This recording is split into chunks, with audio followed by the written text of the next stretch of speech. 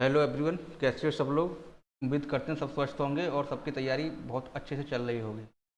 Exam आपका बहुत पास में है, एग्ज़ाम आ चुका है और आपकी तैयारी भी काफ़ी अच्छी चल रही होगी। ज़्यादातर बच्चे मैसेज कर रहे हैं, पूछ रहे हैं आके, सर ये बताइए जो वीडियो का एग्ज़ाम होने वाला है री एग्ज़ाम, इसके लिए सेव अटैम्प्ट कितना रहेगा या इसकी एक्सपेक्टेड कट ऑफ कितनी रहेगी। ठीक है, तो इसके बारे में बात करेंगे आज। इसके लिए एक वीडियो बना रहे हैं छोटी सी। इसमें हम बात करेंगे कि वीडियो का जो री एग्ज़ाम होगा इसके लिए आपकी सेव कट ऑफ कितनी होगी। ठीक है, अब ये कट ऑफ किस पर आधारित होगी, कितनी एक्सपेक्टेड कट ऑफ कितनी होगी, हमें कितने क्वेश्चन अटैम्प्ट करके आने चाहिए, इन सब बातों बात करेंगे। ठीक है, उससे पहले कुछ फैक्टर हम डिस्कस करेंगे जो कि इस कट ऑफ को क्या करेंगे, डायरेक्टली जो इफेक्ट करेंगे। ठीक है ना, कौन कौन चीज़ें डिस्कस करेंगे। सबसे पहले चीज़ हम देखेंगे कि इससे पहले जो हमारा री एग्ज़ाम हो रहा है ना, तो री एग्ज़ाम हुआ तो इससे पहले जो रिजल्ट आया था हमारा, उसकी कट ऑफ कितनी गई थी। ठीक है ना, पेपर कैंसिल हुआ था तो उसकी कट ऑफ जानेंगे कितनी गई थी। दूसरी चीज़ ये जानेंगे, ये हमारा एग्ज़ाम अब हो रहा है ना, मैं लिख देता हूँ कि कट ऑफ कितनी गई थी, ये जानेंगे। दूसरी चीज़ इसमें हम ये जानेंगे कि अब जो कंपटीशन है वो पहले से बढ़ा है या घटा है। कंपटीशन पहले से बढ़ा है या घटा। जैसे कि मान लो पहले फॉर्म करीब लोगों ने 14 लाख लोगों ने अप्लाई किए थे, बच्चों ने फॉर्म अप्लाई किए थे, उसमें से 9 लाख स्टूडेंट ने ही परीक्षा दी थी। सबसे बड़ा क्वेश्चन तो ये बनता है कि जिन लोगों ने परीक्षा दी थी वही परीक्षा दे पाएंगे या सभी लोग दे पाएंगे परीक्षा। ठीक है ना, इससे भी बात करेंगे। तो इससे कंपटीशन बढ़ेगा या घटेगा, ये चीज़ देखेंगे। ठीक है ना, दूसरी चीज़ हम देखेंगे फिर इसके बाद कि सिलेबस जो है, सिलेबस क्या रहेगा, और सिलेबस के अनुसार ही हम इसमें जानेंगे कि हमारा जो टारगेट कितना रहेगा। ठीक है, टारगेट मैं आपको एक चीज़ बता दूंगा, हम आज जो फोकस करेंगे वो टारगेट को फोकस करेंगे कि हमारा टारगेट कितना होना चाहिए कि हमारी इस वीडियो की जॉब हमारे लिए मिल जाए। ठीक है ना, कट ऑफ की यदि बात करें तो कट ऑफ किस पे निर्भर करती है, क्लास के सेशन के स्टार्टिंग में हम बता देते हैं। कट ऑफ जो निर्भर करती है वो पेपर पर निर्भर करती है पूर्णतः, कि आपका जो एग्जाम आ रहा है, पेपर आया, वो पेपर कैसा आया, पेपर का लेवल कैसा है। पेपर का लेवल देखते हुए कट ऑफ का निर्धारण होता है। ठीक है, पेपर के लेवल का आप जानते हो, लेवल टफ होगा कट ऑफ ज़्यादा जाएगी, लेवल हल्का आ जाएगा तो कट ऑफ कम जाएगी। तो इस समय से बिना पेपर देखे किसी कट ऑफ को एक्सपेक्ट करना क्या है, बहुत ही नाइंसाफ़ी वाली बात हो जाएगी आपके साथ में, क्योंकि बिना पेपर देखे कैसे प्रेडिक्ट कर सकते हैं। ठीक है ना, तो ये हम एक्सपेक्टेड कट ऑफ प्रेडिक्ट बिल्कुल नहीं करेंगे, कट ऑफ बिल्कुल नहीं बताएंगे। हमसे बात करेंगे टारगेट की, कि आपको जॉब लेने की टारगेट कितना होना चाहिए, कितने नंबर आपके लिए लाने चाहिए, इस पर बात करेंगे। क्लियर, चलो फिर सबसे पहले हम शुरू करते हैं इसका कंपटीशन। कंपटीशन आपका बढ़ा है घटा है, ये बताओ सबसे पहले। पहली बात किस चीज़ पर, कंपटीशन जो हमारा पहले से बढ़ा है या घटा है। तो आपको पता है पहले जो एग्ज़ाम हुआ था इसमें 14 लाख अभ्यर्थियों ने आवेदन किए थे। इसमें से जो परीक्षा में बैठे थे वो कितने थे, 9 लाख थे। 9 लाख अभ्यर्थी परीक्षा में बैठे थे, 14 लाख ने अप्लाई किया था। अब सबसे पहला क्वेश्चन ये आता है कि क्या अब जो री एग्जाम होगा उसमें 14 लाख भी बैठेंगे या 9 लाख भी बैठेंगे सर। ठीक है ना, तो देखो अभी इसका यूपी ट्रिपल एस सी ने कुछ भी नोटिस जारी नहीं किया है कितने बैठेंगे। वैसे इससे पहले कुछ परीक्षा कैंसिल होती रही हैं, उनमें होता क्या है कि जो व्यक्ति जो जो अभ्यर्थी पेपर में बैठते हैं उन्हीं बच्चों को दोबारा से मौका दिया जाता है एग्ज़ाम देने का। ठीक है, जो एग्ज़ाम छोड़ देते हैं उनको मौका नहीं दिया जाता है। ठीक है ना, तो जनरल सी बात तो यही है कि इसमें ये 9 लाख अभ्यर्थी हैं, ये ही परीक्षा में बैठने चाहिए। लेकिन अभी इन्होंने नोटिस जारी नहीं किया है, तो हो सकता है ये 14 लाख को भी बिठा लें। क्लियर, यदि अब देखो अब 9 लाख बैठते तो कंपटीशन बढ़ेगा घटेगा, या 14 लाख बैठते तो कंपटीशन बढ़ेगा घटेगा। ठीक, तो आपको पता है उस समय भी जिन 14 लाख में से 14 लाख में 9 लाख व्यक्ति पेपर में बैठे थे ना, तो आपको पता है ये कौन लोग होंगे, वही लोग होंगे जिनकी तैयारी अच्छी थी।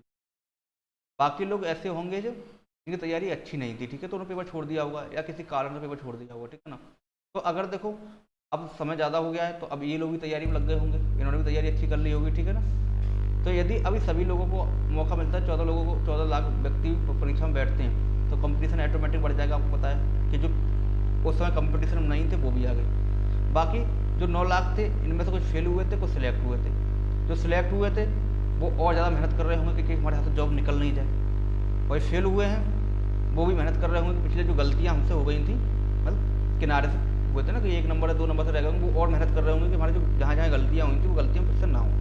तो जनरल सी बात है कंपटीशन तो आपका बढ़ेगा ही। ठीक है ना, कंपटीशन बढ़ेगा, कंपटीशन घटने की कोई भी चांस नहीं है कि कंपटीशन घट जाए, कंपटीशन का बढ़ेगा ही। ठीक है, पहली बात। ठीक है ना, अब इसका सिलेबस की तरफ चलें। सिलेबस क्या होता है, तो सिलेबस को आपको पता है कि इसमें रीजनिंग आती है, रीजनिंग 50 क्वेश्चन होते हैं, और आपकी जीएस होती है, जीएस में 50 क्वेश्चन आते हैं, और हिंदी होती है, हिंदी में कितने आते हैं, 50 क्वेश्चन। ये क्या है, नंबर ऑफ क्वेश्चन है, ठीक है, क्वेश्चन क्लियर, ये क्वेश्चन आते हैं, ठीक है। अब इन क्वेश्चनों को देख के हमारा टारगेट क्या होना चाहिए, हम टारगेट की बात करेंगे, उसके बाद कट ऑफ की हम बात नहीं करेंगे कि कट ऑफ बिना पेपर देखे कोई कट ऑफ नहीं बता सकता, ठीक है। तो हम किसकी बात करेंगे, सिर्फ टारगेट की, कि हमारा कितने नंबर का टारगेट होना चाहिए और कितना नंबर पेपर अटैम्प्ट करना चाहिए जिससे हमारा जॉब लग जाए, ठीक है ना। क्योंकि टारगेट यहाँ देखना बहुत ज़रूरी है, क्योंकि ये नेगेटिव भी है, एक फैक्टर नेगेटिव बहुत बड़ा है। यहाँ नेगेटिव कितने की बताओ, 1/2 की नेगेटिव है, यदि 2 क्वेश्चन गलत होने पर एक क्वेश्चन सही कट जाएगा, ठीक है। बहुत ही हाई कट नेगेटिव है, इतनी कट ऑफ सॉरी इतनी नेगेटिव किसी भी एग्जाम में नहीं होती जितनी UPSSC में, ठीक है ना, क्लियर। तो इन सभी फैक्टर को देखेंगे। तो पहला फैक्टर देखा हमने यहाँ से बच्चों के हिसाब से, बच्चे यदि 9 लाख भी बैठते हैं तब भी कंपटीशन बढ़ेगा, 14 लाख तो और ज़्यादा बढ़ जाएगा, ठीक है ना। दूसरी चीज़ नेगेटिव से देखेंगे, नेगेटिव 1/2 की है, तो इससे क्या होगा, क्वेश्चन थोड़ा आपको अटैम्प्ट कम करने पड़ेंगे, ज़्यादा अटैम्प्ट करके आपको तो फिर दिक्कत आ जाएगी, ठीक है। तीसरी पेपर का लेवल भी डिपेंड करेगा, यदि पेपर का लेवल हम एक्सपेक्टेड बात करें कैसा आएगा, तो मैं आपको बता दूं, देखो जब भी UPSSC ने पेपर कैंसिल किए हैं, जैसे मान लो UPSSC ने पेपर कैंसिल किया था, 12 ऑपरेटर का किया था, जो पेपर कैंसिल किया था, कैंसिल होने का फिर से आया तो इतना हार्ड पेपर आया था, आपको पता है कि उसकी कट ऑफ बहुत कम गई थी और बहुत कम बच्चे ही इस पेपर को सॉल्व कर पा रहे थे, काफ़ी हार्ड पेपर था, सबसे टफेस्ट पेपर माना जाता है ये, ठीक है ना। कैंसिल होने के बाद दोबारा हुआ था, तो मान लो कैंसिल होने के बाद फिर से हो रहा है, तो पेपर तो क्या होगा, हार्ड ही होगा आपको, ठीक है। पेपर हार्ड होगा, बच्चे बढ़ रहे हैं, कंपटीशन बढ़ाएगा, ठीक है ना, ये सब चीज़ देखेंगे, ठीक, क्लियर। कट ऑफ पे आए उससे पहले प्रीवियस ईयर की कोई कट ऑफ देख लें, तो देखो ये 211 नंबर कट ऑफ गई थी किसकी, जनरल की, और तुम्हारी जो SC है 185 नंबर थी, और जो ST है 168 थी, और अन्य परीक्षा 205 थी, ठीक है ना। महिलाओं की कट ऑफ यहाँ अलग से जाती है, ठीक है ना, महिलाओं की 198 थी, और बाकी कट ऑफ आप देख सकते हो अपनी कैटेगरी के अनुसार, ठीक है, जो भी कट ऑफ गई, ठीक है ना, ये कट ऑफ गई थी। तो अब बताओ क्या कट ऑफ ये सेम रह सकती है क्या, भाई कट ऑफ ये सेम रह सकती है क्या, कट ऑफ बढ़ेगी या घटेगी। तो मेरे ख्याल से बात तो ऐसी है कि मैं मान के चलूँ तो कट ऑफ मेरे ख्याल से सेम ही रहनी चाहिए, ये कट ऑफ, ठीक है ना। क्यों सेम रहनी चाहिए, या कट ऑफ घटेगी बढ़ेगी नहीं, बेशक बच्चे बढ़ रहे हैं आपके, ठीक है, कंपटीशन बढ़ रहा है, तब भी कट ऑफ कम होगी। इसका कारण ये है कि पेपर का लेवल जो हार्ड आएगा। यदि पेपर तुम्हारा हार्ड आता है, जैसे कि UPSSC पहले करता वो चला आया कि पेपर कैंसिल हो जाता है, कैंसिल होने के बाद अगला पेपर जो होता है पेपर उसमें हार्ड ही आता है, ठीक, उस हिसाब से आया तो कट ऑफ मेरे हिसाब से कम जाएगी, ठीक है। और यदि पेपर पहले जैसे लेवल डाल दिया, पेपर सिंपल डाल दिया, तो आपकी कट ऑफ बहुत ज़्यादा बढ़ जाएगी, ठीक है। तो आपको करना क्या है, जब पेपर दोगे तो वहीं डिसाइड करना है आपको, ठीक है ना, बैठ के कि पेपर सिंपल है या हार्ड है, ठीक है, ये बात होगी। अब बात ये कि सर अब टारगेट कितना करें, ये सब तैयारी कर रहे हैं, टारगेट कितना करें, तो कुछ टारगेट करके तैयारी करोगे नहीं करोगे, तो इस समय जो आप टारगेट करो वो मैं तो बता देता हूँ कितना टारगेट करोगे आप। अच्छा एक बार क्वेश्चन बता दूँ, नंबर क्वेश्चन, ये आपके नंबर हैं 211 185, ये नंबर कितने हैं, ठीक है। 211 नंबर पर हमारे क्वेश्चन बनते हैं 106 क्वेश्चन, ठीक है ना, और 185 हमारे बनते हैं 103 क्वेश्चन, ठीक है ना, सॉरी कितने को 205 बनते हैं 103 क्वेश्चन, ठीक है। और यहाँ बनेंगे 93 क्वेश्चन, सॉरी 93 क्वेश्चन, और यहाँ बनेंगे 80 क्वेश्चन, ठीक है। ये क्वेश्चन कट ऑफ गई है, ठीक है। तो हम जनरल लेके चल रहे हैं 106 कट, मतलब जनरल में 106 नंबर 106 क्वेश्चन जो थे वो होने चाहिए थे, 106 क्वेश्चन पे आपकी कट ऑफ गई थी। तो इस बार टारगेट कितना होना चाहिए आपको, ठीक है, वो टारगेट हमें देखना है, ठीक है। कैसे देखेंगे टारगेट देखो सिलेबस पे जाके देखेंगे। आपको पता है रीजनिंग 50 नंबर की आ रही है, GS 50 नंबर की, हिंदी 50 नंबर की, तो आपका टारगेट क्या होना चाहिए, ठीक है।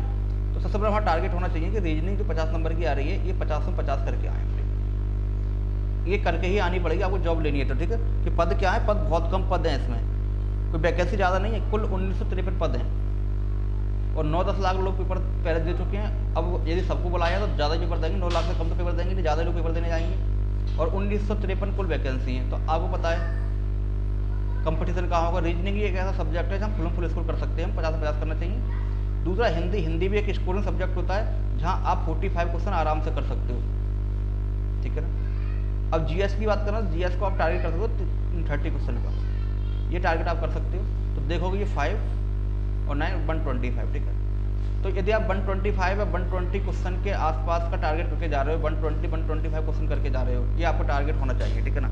अगर ये आपका टारगेट है तो आपको 100% जॉब मिल जाएगी, ठीक है ना। ये समझ, क्योंकि रीजनिंग बहुत बच्चे ऐसे फुल करके आएंगे, हिंदी में 45 नंबर लाने वाले बहुत बच्चे हैं, ठीक है ना। और वो बच्चे चाहिए कितने, हमें तो 1953 बच्चे ही चाहिए ना। जी एस 30 नंबर बहुत ले आएंगे, ठीक है ना। तो ये अगर आपका टारगेट है तो यहाँ से 5-10 नंबर ऊपर नहीं चले जाते, तब भी आपको क्या लगेगी, जॉब लग जाएगी, ठीक है ना। तो अब टारगेट को ध्यान रखें और अपनी तैयारी करते रहें, ठीक है। उम्मीद है आपको वीडियो अच्छी लगी होगी और टारगेट आपको मिल ही गया होगा, ठीक है। यदि आपको कोई समस्या है तो आप कमेंट बॉक्स में पूछ सकते हैं। बाकी चैनल को सब्सक्राइब कर लो, वीडियो को शेयर कर दो, ठीक है ना। ऐसी इन्फॉर्मेशन आपको मिलती रहेंगी।